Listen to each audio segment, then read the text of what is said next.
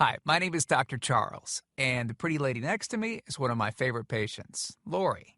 And between us is my dog, Dolce. Now, I've got somewhat of an unusual weight loss tip to share with you today. A tip that's been right under our noses our whole life. Literally. It's also one of the most important tips that I've shared with my patients in the clinic here in Fishers, Indiana. It's a very simple tip that could help you quickly lose 1 to 2 inches from your belly in under a week. Now, I need you to listen very closely. This video contains one of my biggest fat-burning secrets. And I don't know how long this video will be up, so please be sure to watch it from beginning to end while it's still here.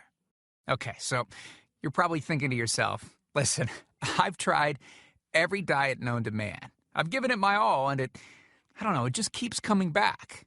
Well, let me stop you right there. This is not some magical weight loss pill. It has nothing to do with that crazy acai berry garbage or any special weight loss drops or any of the other incredibly scammy weight loss gimmicks that we see all over the internet these days. In fact, these tips date all the way back to the 1950s and help explain why the majority of all Americans are now considered obese. And no, it might not be because we eat too many bad foods. I'll show you how you should be able to eat some bad foods and still lose weight. Hey, believe it or not, it's not your fault. But before I get into the specifics, let me quickly tell you a little bit about myself.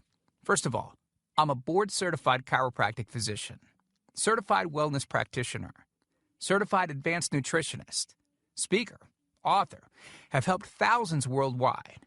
One more thing, before we go any further, let me tell you about someone that I'm extremely proud of, a patient of mine named Lori. Now, she was your typical working mom with 3 children to take care of. Yes, I said 3. Lori was my guinea pig at the beginning and helped me create this program. Now, she comes from a very poor line of genetics, obesity, diabetes, heart disease, etc. So I thought if this program worked for her, it might be able to help anyone.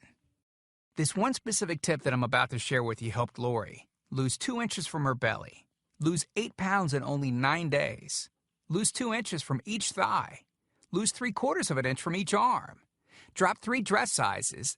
At the age of 30, she now wears a smaller dress than she did in high school.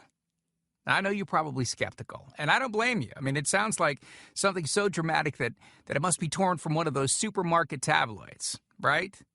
But it isn't. Lori ultimately lost a whopping 90 pounds of fat and dropped 16 dress sizes. 16! Lori went from this, 210 pounds, which, by the way, is the weight that she couldn't get rid of after her last pregnancy, to this, 120 pounds. And she achieved all of this without counting calories, without starving herself, without killing herself at the gym, all while still eating all the foods that she likes, like raspberry cheesecake ice cream, which she absolutely refused to give up. Her friends are jealous, and acquaintances can't believe that she's ever even been pregnant. Listen, when it comes to weight loss, unfortunately, women get the short end of the stick.